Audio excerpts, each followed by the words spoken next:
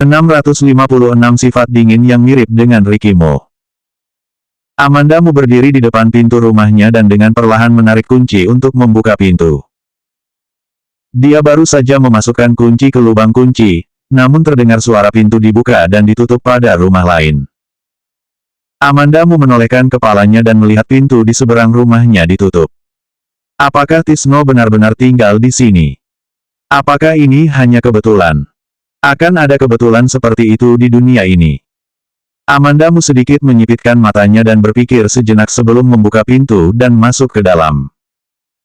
Hanya saja, dia memasuki pintu dengan kaki depannya. Tisno, yang telah menutup pintu di ujung rumah lain, tiba-tiba membuka pintu.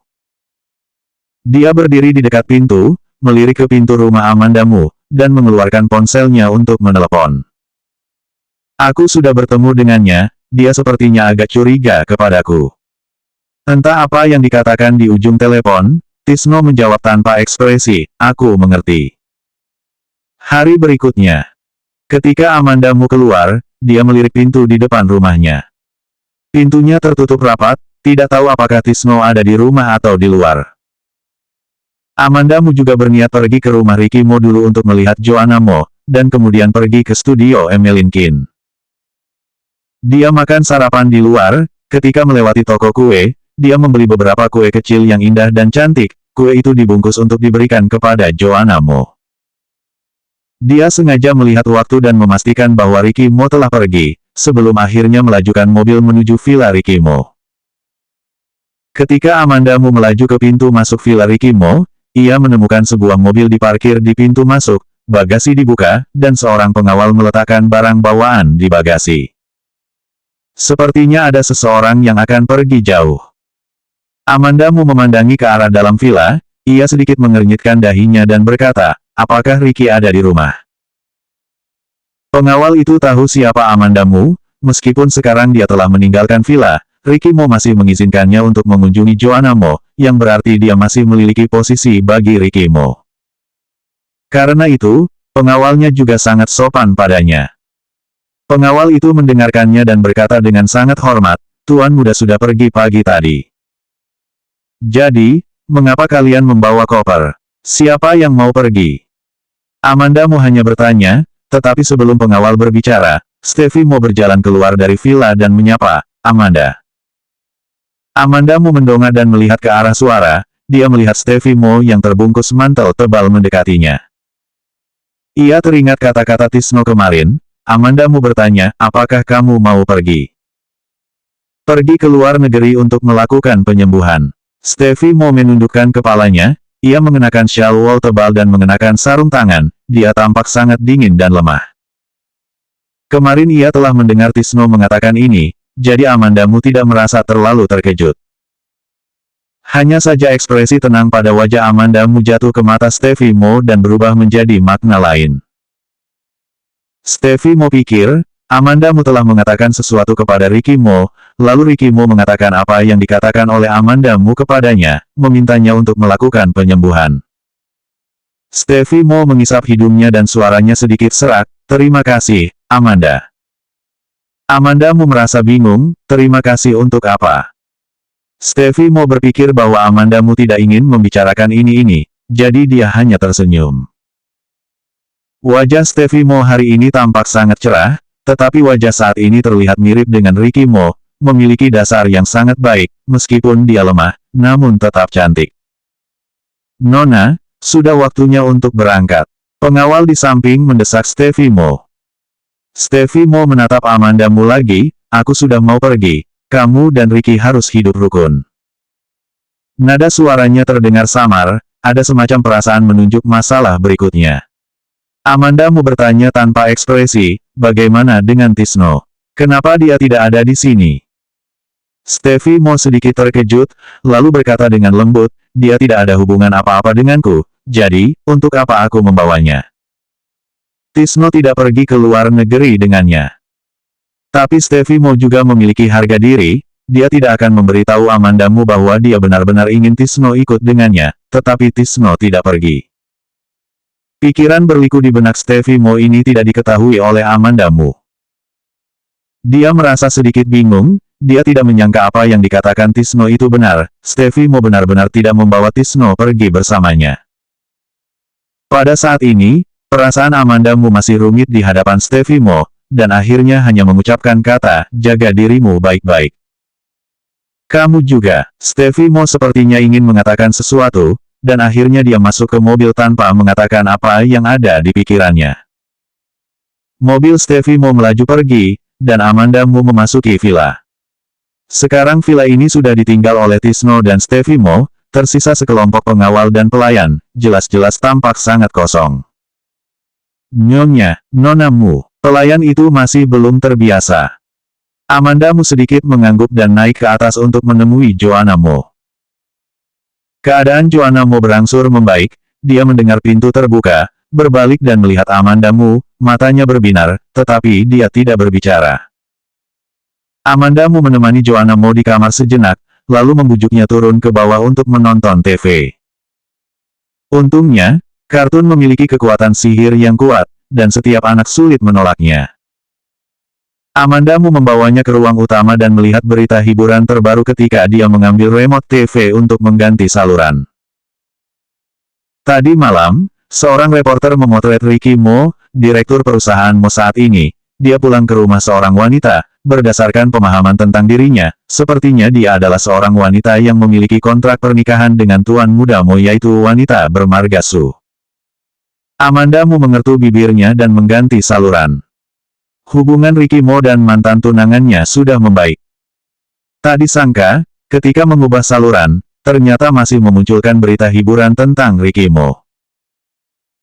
Jika terus seperti ini, perusahaan Mo bahkan bisa menghemat biaya iklan, dia tidak perlu meminta selebriti untuk menjadi duta untuk perusahaannya sama sekali, dia sendiri yang akan membawanya melalang buana ke berbagai stasiun TV. Amanda Mu geram dan terus mengganti saluran. Setelah mengubah beberapa saluran berturut-turut, ternyata masih saja berita hiburan tentang Ricky Mo. Amanda Mu pun kesal, bahkan TV pun menentangnya. Dia menoleh dan berkata kepada Joanna Mo sambil tersenyum, Joanna, kita tidak menonton TV lagi, tidak ada yang bisa ditonton hari ini. Joanna Mo menunjuk ke TV, ia membuka matanya lebar-lebar, dan berbicara dengan jelas, lihat Richie. Joanna Mo juga mengenali Ricky Mo dalam berita. Dia tidak terlihat tampan. Amanda Mo mencoba mengubah saluran. Tapi Joanna Mo mengerutkan kening, tampan.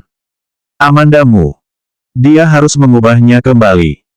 Joanna Mo menatap Ricky Mo di TV dengan senang, dan kemudian tiba-tiba terucap dua kata, mirip aku. Uhuk-uhuk, Amanda Mo kebetulan sedang minum air, ketika dia mendengar kata Joanna Mo berkata seperti ini, dia hampir tersedak. Joanna Mo menoleh dan memandang Amanda Mo dengan curiga, kamu pilek. Ya, aku pilek, uhuk. Amanda Mo batuk beberapa kali. Apa yang baru saja dia dengar? Joanna Mo mengatakan bahwa Ricky Mo terlihat sangat tampan karena dia mirip dengannya. Joanna Mo berkata dengan serius, minum obat. Aku akan minum obat nanti. Amanda Mo tidak tahu harus menangis atau tertawa. Dia melihat bahwa hari ini Joanna Mo berkata cukup banyak, tetapi ada semacam sifat dingin yang mirip dengan Ricky Mo. Berita Ricky Mo tidak lama, tayangan pun dengan cepat segera habis. Kali ini Amanda Mo beralih ke saluran anak-anak untuk menonton kartun, Joanna Mo tidak mengatakan apa-apa. Hanya saja, tidak butuh waktu lama baginya untuk mendengar Joanna Mo berkata dengan samar, membosankan, tidak tampan. Amanda Mo. 657 sangat jelas. Sebelumnya, ketika menonton kartun, bahkan mata Joanna Mo pun tidak berkedip. Dia bahkan mengatakan bahwa kartun itu tidak bagus, membosankan. Amanda Mo bertanya dengan ragu, jadi kamu ingin nonton apa? Joanna Mo juga tidak berkata apapun, dia melompat dari sofa dan naik ke atas. Amanda Mo mengikutinya naik ke atas, lalu melihat Joanna Mo duduk di lantai sambil memegang papan gambar dan mulai menggambar. Joanna Mo menggambar dengan penuh konsentrasi, dia juga tidak peduli apakah Amanda Mo masuk atau tidak. Amanda Mo mencoba berbicara dengan Joanna Mo, tapi Joanna Mo tidak terlalu peduli padanya. Joanna Mo tenggelam dalam dunianya sendiri dan seolah mengisolasi diri dari segalanya. Amanda Mo bersamanya sejenak, lalu turun ke bawah untuk membuat makan siang untuk Joanna Mo. Dia tidak berencana makan siang di sini, dia hanya ingin memasak makanan untuk Joanna Mo. Pelayan itu tahu dia akan memasak, jadi dia diam-diam keluar dari dapur. Pada siang hari Ricky Mo juga tidak pulang ke rumah, sekarang Stevie Mo sudah pergi. Makan siang Joanna Mo juga dimasak oleh Amanda Mo, jadi pelayan juga tidak perlu menyiapkan makan siang untuk siapapun. Amanda Mo menghabiskan beberapa pemikiran dan membuat beberapa makanan lucu. Gadis kecil suka sesuatu kecil yang lucu. Amanda Mo tersenyum dan berjalan keluar dari dapur dengan membawa makan siang. Ketika dia melewati ruang utama, seseorang berjalan di luar pintu. Begitu dia mengangkat kepalanya, dia melihat Ricky Mo melangkah ke ruang utama. Ricky Mo juga hanya menatapnya, mata mereka bertabrakan di udara. Amanda Mo teringat kejadian kemarin seolah-olah membuat perasaannya terbakar, dia pun memalingkan pandangan matanya, menganggap dirinya tidak melihat Ricky Mo dan langsung naik ke atas. Dia berjalan ke atas sambil menundukkan kepala karena malu dan menahan keinginan untuk melihat kembali ke arah Ricky Mo. Apa tampannya dia? Ketika kemarin malam dia berada di Jade Imperial, karena dia tidak mengatakan apa-apa padanya, itu berarti dia telah memutuskan, dan kali ini ia serius untuk berpisah darinya. Setiap orang memiliki martabat dan batasan sendiri. Dia juga sama. Setelah naik ke atas, Amanda Mo menemukan bahwa telapak tangannya yang memegang nampan berkeringat. Entah kenapa dia menjadi gugup. Dia juga tidak tahu mengapa bisa gugup. Amanda Mo membawa makan siang ke kamar Joanna Mo, ia melihatnya makan hingga selesai sebelum akhirnya keluar. Ketika keluar, dia tanpa sadar melirik ke arah ruang kerja Ricky Mo. Pintu ruang kerja tertutup rapat, dia baru saja berada di kamar Joanna Mo selama hampir setengah jam. Ricky Mo bisa pulang secara tiba-tiba, atau mungkin pulang untuk mengambil dokumen penting, mungkin sebentar lagi dia akan pergi. Dengan pemikiran seperti itu, Amanda Mo merasa sedikit lega. Tetapi, ketika tiba di depan tangga, dia melihat Ricky Mo duduk di sofa ruang utama, hatinya yang sudah merasa lega tiba-tiba gugup kembali. Mengapa Ricky Mo belum pergi? Suasana hati Amanda Mo agak rumit, apakah harus turun ke bawah atau tidak?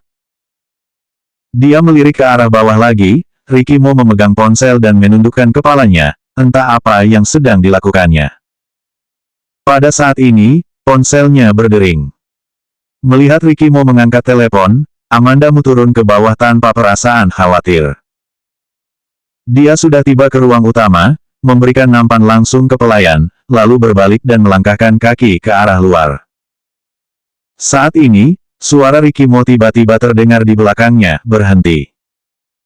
Suara Ricky Mo rendah dan berat, tak terdengar emosi apapun. Amanda Mo tertegun sejenak, langkah kakinya tidak berhenti, tetapi sebaliknya dia malah berjalan lebih cepat dan akhirnya lari. Dia sepertinya mendengar tawa dengan nada ejekan Ricky Mo di belakangnya. Tapi dia tidak bisa terlalu memikirkannya, dia tidak ingin tinggal di sini untuk berhadapan dengan Ricky Mo, berhadapan dengan Ricky Mo yang sudah tidak ada hubungannya dengan dia. Hubungan antar mereka terlalu lemah. Tidak ada ikatan pernikahan di antara mereka. Meskipun ada Joanna Mo di antara mereka, tapi mereka satu sama lain tidak memiliki hubungan apa-apa selain sebagai ayah dan ibu Joanna Mo. Jika terpaksa mengatakan ada hubungan, yaitu keputusan Ricky Mo pada saat itu yang telah memberikan perusahaan Mo kepada Amanda Mo, dan mungkin itu adalah hubungan yang menguntungkan di antara mereka.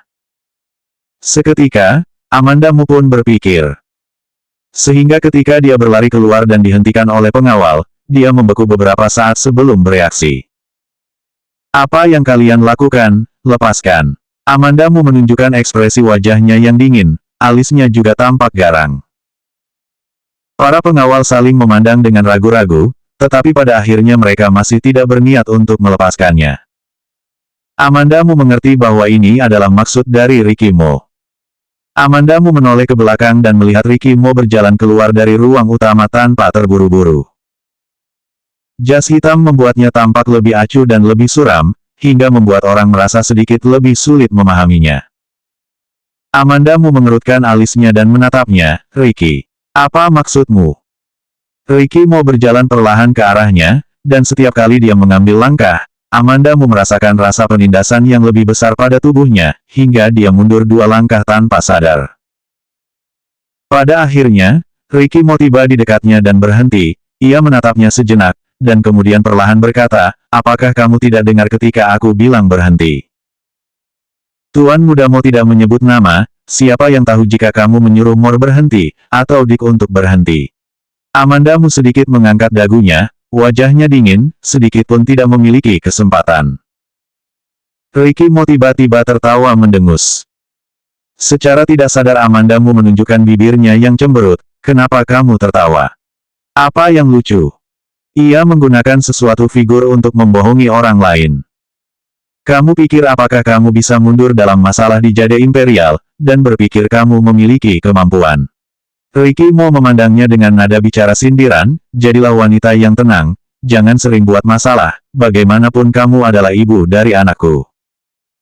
Kamu adalah ibu dari anakku. Oh, sangat jelas. Ricky Mo berhati-hati dan lebih curiga, pada saat-saat seperti ini, dia selalu berbicara dengan sangat cermat. Amandamu menatapnya dengan tatapan sindiran, lalu berkata satu persatu, bukan, urusan, kamu. Benar saja, begitu dia mengucapkan kata-kata ini, wajah Ricky Mo berubah menjadi suram dan dapat terlihat oleh mata telanjang. Melihat Ricky Mo mengubah ekspresi wajahnya, perasaan Amandamu tentu saja sangat bahagia. Membuat Ricky Mo tidak ada masalah dan mengatakan seolah sesuatu yang tidak masuk akal untuk membuatnya tidak bahagia. Amandamu juga membuatnya tidak bahagia. Amandamu sedikit menyipitkan mata, dan dia tidak bisa melakukan kontak mata dengannya. Rahang Ricky Mo menegang, ekspresi wajahnya tidak berubah, tetapi Amandamu anehnya menyadari bahwa Ricky Mo diam-diam mengepalkan giginya. Entah apakah keduanya telah bersama terlalu lama atau saling terlalu mengenal satu sama lain, atau dia yang terlalu berpikir berlebihan. Setelah beberapa saat, Ricky Mo mengucapkan 2 kata dengan dingin, bagus sekali. Karena bagus sekali, apakah sekarang kamu boleh masuk? Amandamu sama sekali tidak takut. Sekarang untuknya, hal yang paling penting adalah Joanna Mo. Meskipun Ricky Mo sedang marah dengannya, dia tidak akan pernah bisa membuat Joanna Mo kehabisan nafas. Saat berhadapan Ricky Mo, Amandamu sekarang tak kenal takut. Dengan kata lain, hubungan mereka beralih ke arah yang lebih buruk. Ini sudah merupakan jalan antara dia dan Ricky Mo. Saat memikirkan ini, ekspresi Amandamu lebih tenang. Ricky Mo mendengus dan berjalan melewatinya, lalu berjalan keluar. Ricky Mo pergi, dan para pengawal yang menghentikan Amandamu juga mundur. 658 Kenapa bukan dia? Ketika Amandamu tiba di luar, Ricky Mo kebetulan pergi dengan mengendarai mobil. Amandamu hanya bisa melihat bagian belakang mobil berwarna hitam itu menghilang ke kejauhan. Dia masuk ke mobil dengan ekspresi wajah yang rumit. Akhir-akhir ini sangat sering muncul berita tentang Ricky Mo, tetapi itu semua berita gosip. Sebenarnya tidak hanya Magisu, tetapi juga kadang-kadang ada skandal Ricky Mo dan wanita lain yang sama sekali tidak ada hubungan dengan dirinya. Mengenai apakah gosip ini benar atau salah, karena berita ini ditulis oleh media dari para blogger yang memata-matai, atau apakah Ricky Mo benar-benar ada hubungannya dengan mereka, Amandamu juga tidak tahu. Jikapun benar, tapi dia tidak peduli sama sekali, maka itu bohong. Dia dan Ricky Mo telah bersama begitu lama, jika perasaannya berkata tidak, maka kemungkinan memang tidak seperti itu. Dia secara tidak sadar mengikuti berita gosip Ricky Mo, tetapi setelah membaca berita itu, dia merasa sangat tidak nyaman. Seperti menyiksa diri sendiri, jelas-jelas tahu merasa tidak nyaman, tetapi masih mau melihat berita itu.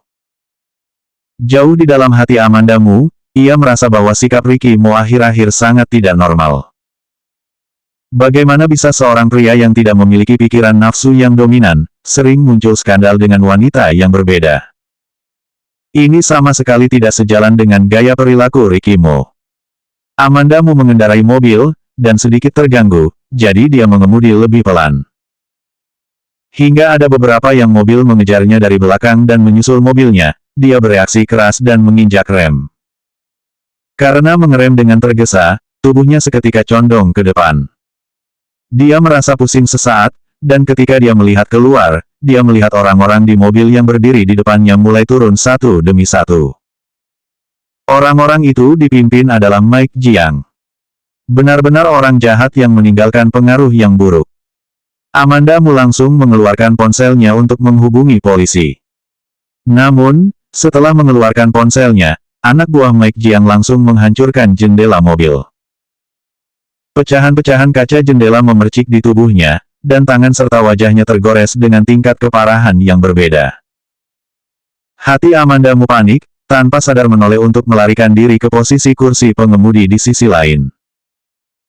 Namun, anak buah Mike Jiang telah mengulurkan tangan dari jendela mobil yang hancur untuk menjambak rambut Amanda Mu.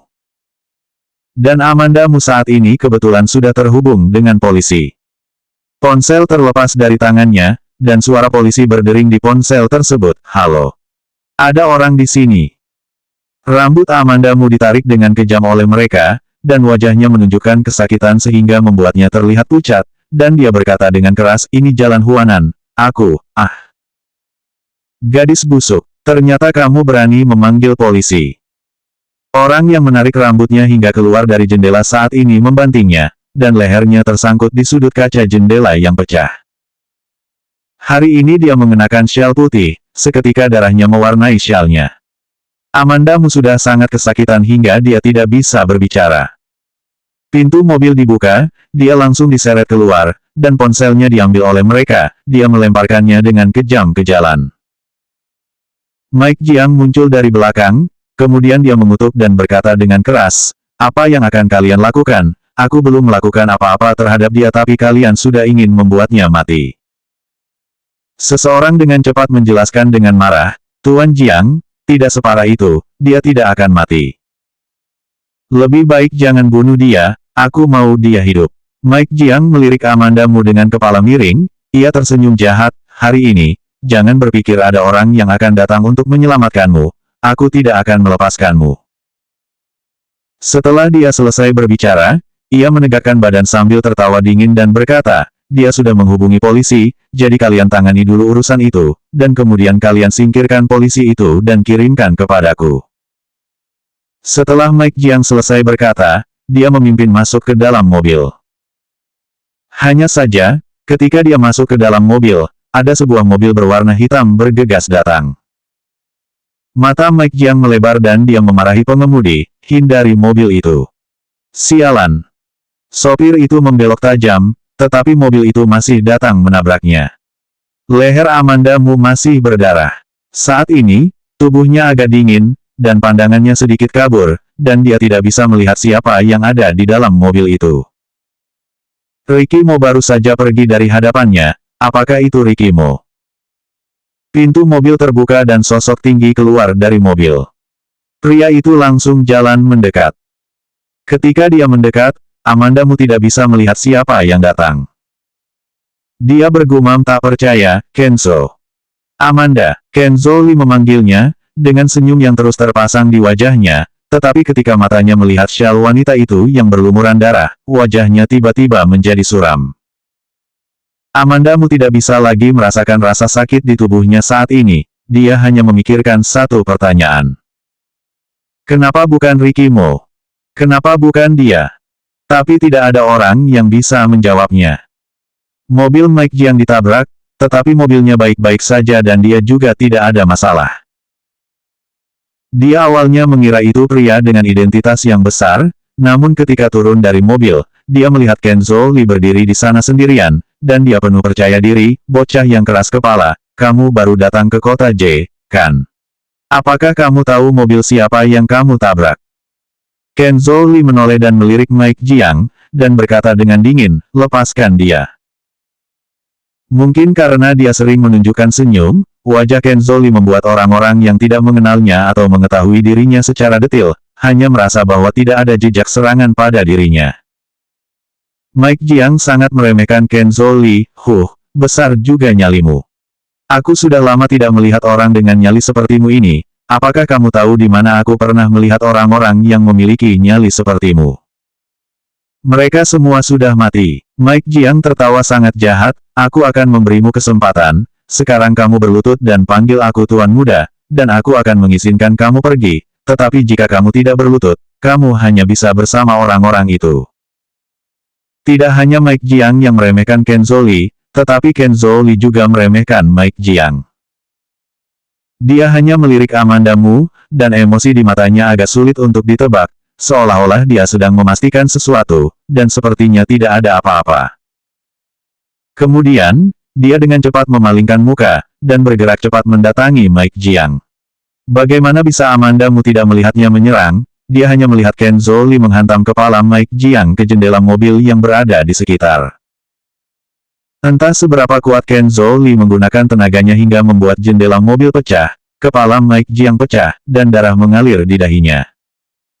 Jeritan Mike Jiang hendak menembus gendang telinga. Anak buah Mike Jiang mengepung Ken Zhou, ketika akan menyerangnya, dia mendengar Ken Zhou berkata kepada Mike Jiang, apakah kamu yakin ingin membiarkan anak buahmu melakukan ini? Jika mereka melakukannya, apakah kamu pikir kamu masih bisa pulang hidup-hidup? Ken Zhou menyerangnya terlalu kejam, Mike Jiang belum pernah melihat orang seperti Ken Zhou ini, meskipun ia biasanya bertarung dengan sengit, tapi ia masih takut mati pada saat kritis.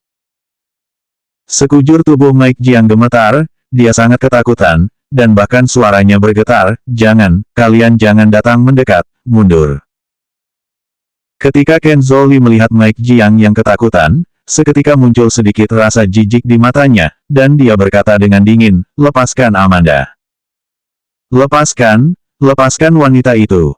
Mike Jiang tidak berani tidak menuruti Ken Zhou. Anak buahnya dengan cepat melepaskan Amanda Mu dan mendorongnya kepada Ken Zhou. 659 air mata ini dingin. Kepala Mike Jiang terjebak di jendela mobil, dia tidak berani bergerak sedikit pun. Tubuhnya gemetar, hingga ada noda basah di tubuhnya. Apakah dia ketakutan hingga terkencing? Amanda Mu memandang Mike Jiang dengan tatapan mata dingin, dan kemudian mendongak melihat Ken Zhou. Sebaliknya, Amanda Mu saat ini dalam keadaan tenang dan sadar. Ken Zhou melihat Amanda Mu berdiri tak bergerak, wajahnya sedikit suram, dan berkata dengan suara yang kuat, ikut aku. Amanda Mu masih berdiri diam. Dia akan diselamatkan oleh pria yang hampir membunuh putrinya, dia tidak mau. Sedikit pun tidak mau. Ken Zhou tampaknya telah membaca pikirannya, jika hari ini kamu tidak mengikutiku, apakah kamu besok dapat melihat matahari atau tidak, kamu sendiri tahu dengan jelas. Jika kamu mengikutiku, masih ada kesempatan untuk membalas dendam padaku. Tatapan mata Amanda Mu melebar. Dia bisa mendengar Ken Zhou sedang menghasutnya untuk melakukan apa yang diinginkan olehnya. Namun, mata Ken Zhou tampak sangat berbesar hati. Nada suaranya serius, dia benar-benar ingin menyelamatkannya. Tak tampak senyuman di wajahnya, ekspresi wajahnya suram, dan juga muncul perasaan dingin, inilah cara dia menghilangkan penyamarannya. Dia benar-benar tidak ingin diselamatkan oleh Ken Zhou. Namun, jika dia benar-benar mati di tangan Mike Jiang, maka membuat dia menjadi lebih tidak berharga. Bibir Amanda Mu meremas dengan kuat dan perlahan berjalan di belakang Ken Zhou. Setelah berjalan di belakang Ken Zhou, dia merasakan bahu Ken Zhou runtuh seperti bahu yang santai, dan kemudian menoleh dan berkata dengan pelan, masuk ke mobilku. Amanda Mu tidak ragu lagi dan berbalik untuk masuk ke mobil secara langsung. Amanda Mu membuka pintu pengemudi mobil. Ken Zhou tiba-tiba menarik Mike Jiang keluar dari jendela mobil dan mendorongnya keluar dari pintu mobil. Amanda Mu mengulurkan tangan dan membuka pintu posisi penumpang mobil Ken Zhou, lalu bersandar. Kehidupan Mike Jiang berada di tangan oleh Ken Zhou, dia gemetar dan berkata, kamu masih belum melepaskan aku. Aku sudah melepaskan wanita murahan itu, Ketika ujung kalimat belum selesai diucapkan, Ken Zhou melemparnya ke tanah, hingga Mike Jiang berteriak kesakitan. Pada saat bersamaan, Ken Zhou dengan cepat naik ke dalam mobil. Begitu dia masuk, Amanda Mu langsung menyalakan mobil. Kecepatan mobil mencapai kecepatan tertinggi, dan pasukan Mike Jiang tidak bereaksi. Namun, meskipun anak buah Mike Jiang bereaksi, mereka tidak memiliki keinginan untuk menangkap lagi. Lagi pula, Ken Zhou sudah melakukan hal yang kejam pada Mike Jiang. Mereka tentu saja harus menyelamatkan nyawa bos mereka terlebih dahulu, jika tidak, mereka semua tidak akan mendapatkan bayaran. Setelah mengemudikan mobil agak jauh, mereka pun mendengar sirine mobil polisi. Amanda Mu berpikir sejenak, lalu berkata, aku sudah menelepon polisi sebelumnya. Ken Zhou mengeluarkan suara, ya, dan menoleh ke arahnya, berhenti, biar aku yang menyetir. Kondisi Amanda Mu memang tidak terlalu baik, dia memandanginya dan mendapati tidak ada mobil yang bisa menyusulnya, dan mobil polisi itu melaju dari sisi yang lain. Dia dengan tenang memarkir mobil di sisi jalan. Dia dan Ken Zhou tukar posisi. Ken Zhou yang sedang mengendarai mobil, bertanya padanya, bagaimana luka kamu? Aku tidak akan mati. Meskipun dia diselamatkan oleh Ken Zhou, namun tidak akan bisa menghilangkan kejahatan yang telah dilakukan oleh Ken Zhou. Dia tidak pernah melihat orang yang lebih kejam dari Ken Zhou. Meskipun dia sangat jahat, namun dia selalu yang menyelamatkannya lagi dan lagi. Sebaliknya, hal ini membuat suasana hati Amanda Mu sedikit lebih rumit. Setelah kebakaran di villa, Amanda Mu benar-benar membenci Ken Zhou. Tapi sekarang, kebencian itu nampaknya sedikit mencair. Ken Zhou tidak banyak bicara. Luka di leher sebenarnya tidak terlalu dalam, darah sudah membeku, dan darah tidak lagi mengalir dari luka tersebut, selama tidak ditarik, masih bisa sampai ke rumah sakit. Amanda Mu bersandar dan menoleh untuk melihat keluar jendela. Tiba-tiba, dia duduk tegak berhenti. Ken Zhou juga tidak tahu apa yang terjadi, jadi dia menghentikan mobil. Ketika mobilnya berhenti, Amanda Mu pun membuka pintu mobil dan turun. Ken Zhou mengerutkan kening, melihat ke arah Amanda Mu, dan dia melihat Ricky Mo dan Magi Su sedang berpelukan. Dia menggerakkan bibirnya dan berkata pada dirinya sendiri, ini benar-benar menarik. Amanda Mu berjalan cepat, tapi dia berhenti hanya beberapa langkah dari Ricky Mo dan Magi Su. Baru saja ia melirik dari dalam mobil, dia pikir salah lihat. Karena itu, dia harus pergi lebih dekat dan melihat dengan jelas. Ternyata benar-benar Ricky Mo dan Magi Su. Amanda Mu berhenti dan berdiri di tempat, menggigit bibirnya rat-rat, menatap Ricky Mo dan Magi Su. Magi Su melihat Amanda Mu, dengan malu-malu mendorong Ricky Mo, dan berkata, lihat, bukankah ini nonamu?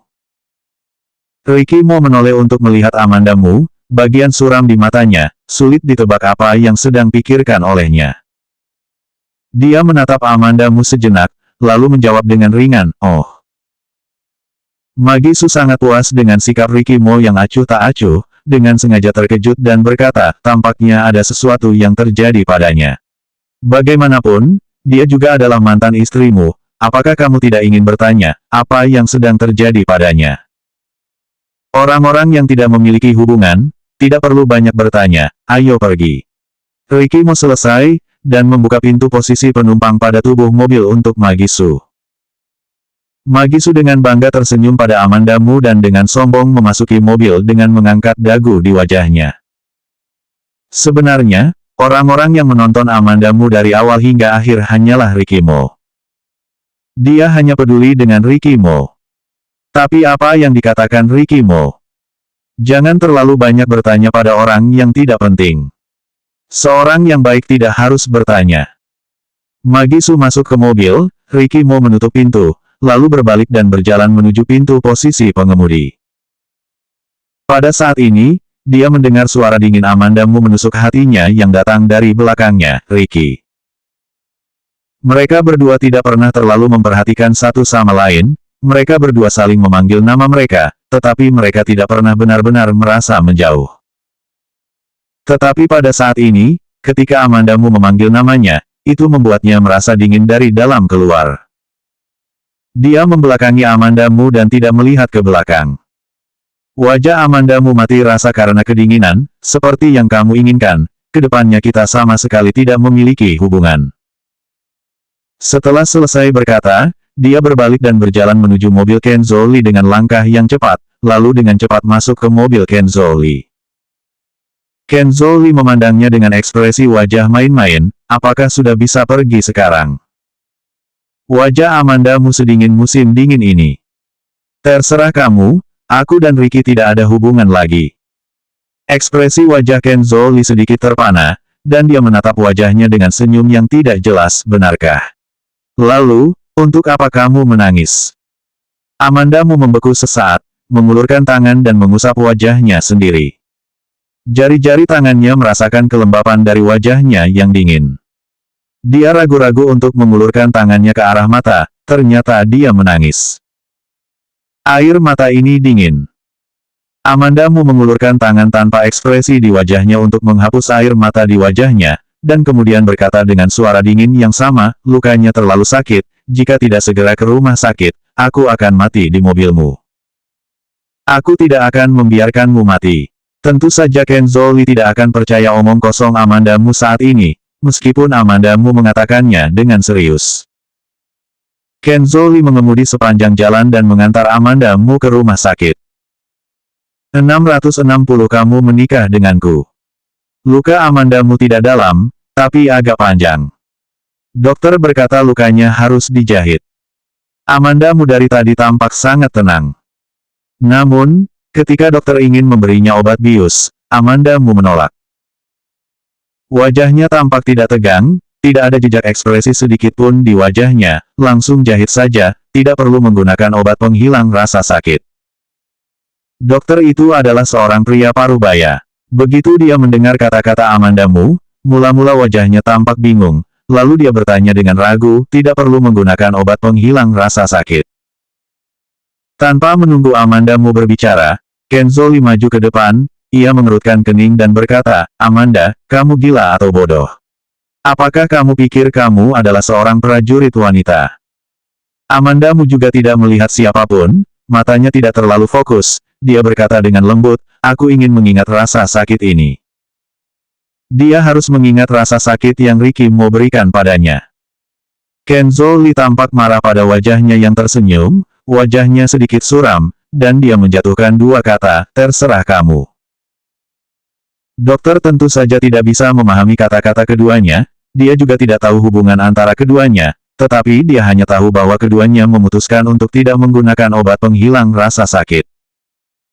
Amandamu juga tidak peduli dengan apa yang dikatakan Kenzo Lee atau apa yang dia katakan, dia hanya menatap dokter, dokter, kamu boleh mulai. Kenzo Lee langsung keluar dan menutup pintu dengan keras. Dokter itu jelas ragu. Dokter, aku akan melakukannya, kamu tidak perlu khawatir, kata Amandamu lagi. Dokter menghela nafas dan mulai mengambil alat, jika kamu tidak bisa menahannya, kamu beritahu aku. Ya, suara Amandamu membawa jejak tekad yang kuat. Sebenarnya, hanya 2 atau 3 jahitan yang perlu dijahit. Namun, jarum tajam itu menembus kulit, masih terasa sangat sakit. Amandamu menggigit sudut bibirnya, dahinya memancarkan butiran keringat halus, hingga membuat wajahnya pucat. Dokter terkejut ketika dia melihat bahwa dia benar-benar dapat menahannya. Setelah menjahit, dokter memberikan 2 tisu pada Amandamu, bersihkan keringatmu. Terima kasih. Amandamu mengambil tisu dan berdiri. Aku akan memberimu resep, kamu harus makan obat ini ketika pulang. Kamu bisa melepas jahitan ini dalam beberapa hari dan kamu juga bisa melepasnya di klinik lain. Terima kasih. Amandamu mengulurkan tangan dan menerima resep. Dokter melirik keluar pintu dengan penuh rasa penasaran. Hei, di mana pacarmu? Kenapa dia belum masuk? Dia bukan pacarku. Setelah Amandamu selesai berkata, ia pun langsung keluar. Dia tidak melihat Kenzo Lee di luar pintu. Amandamu terlalu malas untuk peduli kemana Kenzo Lee pergi, Amandamu langsung pergi mengambil obatnya. Ketika meninggalkan rumah sakit, dia menemukan bahwa mobil Kenzo Lee masih terparkir di depan rumah sakit, dia duduk di dalam mobil sambil merokok. Amandamu tinggal di tempat sejenak, dan berjalan dengan ekspresi yang rumit, aku mau pulang. Kamu tidak mengucapkan sepatah kata pun meskipun hanya, terima kasih. Ricky dan wanita lain bermesraan, jika hari ini aku tidak menyelamatkanmu, apakah kamu masih berdiri di sini dalam keadaan hidup? Kenzo Lee yang sedang memegang rokok di tangannya, menyipitkan matanya sedikit, dan ekspresi wajahnya tampak menunjukkan aura orang kaya yang tidak bisa berbuat apa-apa. Asalkan bukan hal yang buruk, kamu boleh menemuiku ketika kamu membutuhkan uang bayaran dariku. Amandamu baru saja menjahit lukanya, tidak ada jejak menahan rasa sakit di wajahnya, bahkan tatapan matanya tidak seceria biasanya. Kenzo Lee tampak sangat kecewa.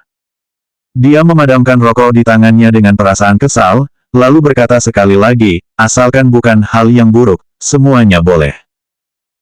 Amandamu mengangguk tanpa ekspresi, iya. Oh, Kenzo Lee meletakkan satu tangan di jendela dan berbicara dengan nada suara yang sangat serius, kalau begitu kamu menikah denganku. Amandamu langsung mengabaikan kata-kata Kenzo Lee. Kenzo, kata-kataku selalu ada perhitungan, kamu harus selalu pegang kata-kataku. Setelah selesai berkata, dia berbalik dan pergi. Dia tidak berharap Kenzo Lee menjawab dengan serius, tetapi dia masih merasa terlalu konyol saat mendengar Amandamu memberi kesempatan kepadanya.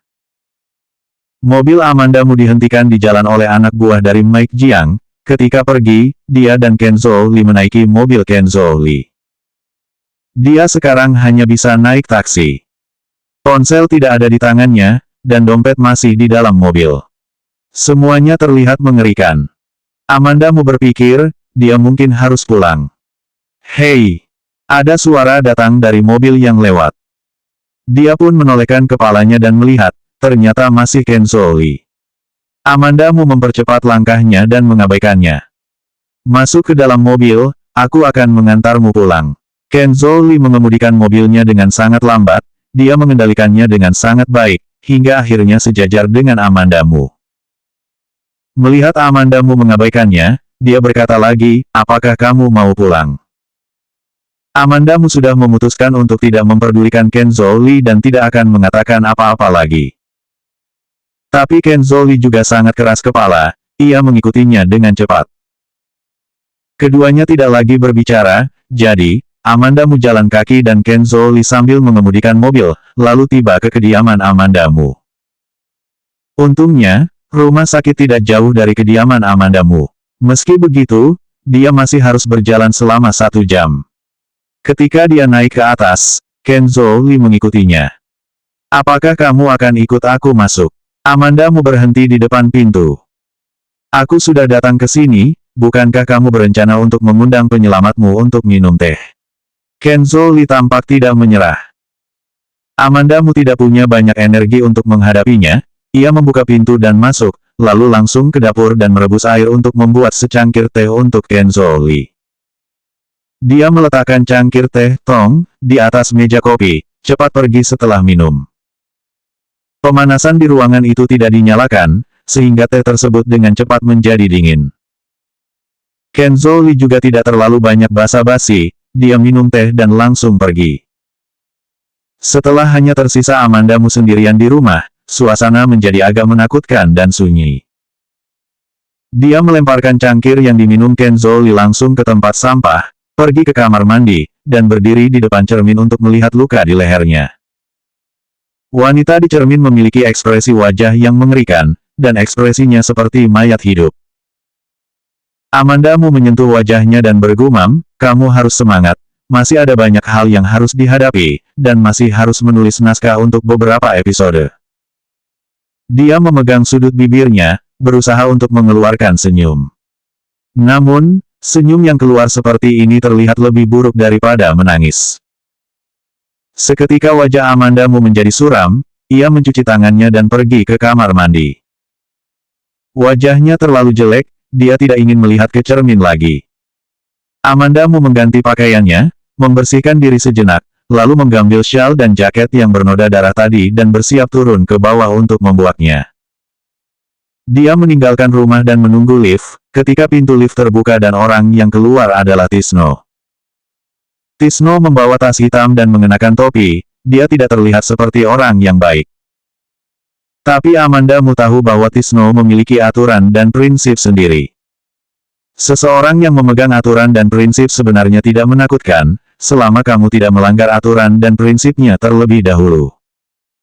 Nona Mu. Tisno memperhatikan luka di leher Amanda Mu, nada suaranya terdengar ragu-ragu, tetapi tidak bertanya juga. Amanda Mu sedikit mengangguk, dia mengangkat kakinya hendak memasuki lift. Pada saat ini, Tisno menghentikannya, Nona Mu, aku belum menemukan majikan baru hingga hari ini. Amanda Mu menoleh ke belakang, ia mengangkat alisnya sedikit, dan memberi isyarat untuk lanjut berkata. Tisno langsung berkata, apakah kamu membutuhkan pengawal? Kekuatan Tisno, Amanda Mu tahu. Begitu banyak hal terjadi satu persatu beberapa waktu ini, Amanda Mu tidak mempertimbangkan lagi, dan langsung berkata, perlu. Selanjutnya 661 mendatangi rumah.